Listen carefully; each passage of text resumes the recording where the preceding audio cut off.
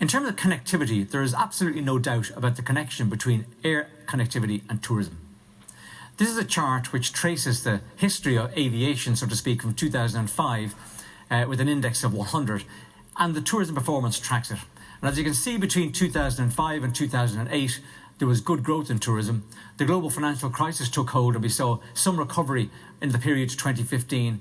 But we saw really a golden age in tourism from 2015 to 2019, with the green line Europe, the red line Great Britain, and the blue line North America, showing very good growth.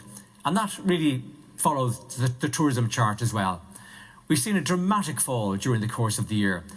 Dublin November and Belfast November figures both down 92%. It's a really, really tough story.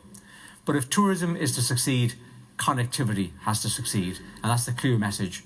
And that was the clear message that was delivered as part of the Aviation Recovery Task Force as well, which produced 12 recommendations that reported to the government, and also the Air and Sea Connectivity Task and Finish Group in Northern Ireland. We're very pleased to see the EU traffic light system in place. It gives a framework with which to build connectivity in 2021. And the UK travel corridors will have relevance for Northern Ireland. But these will only work if an improved test, track and trace, a comprehensive system is in place, because safety is still paramount for the international consumer. But connectivity is absolutely key to our success. Now, there's still a lot of activity going on around the year end. I want to take you through what we're doing at the moment before we move into the conversation on 2021.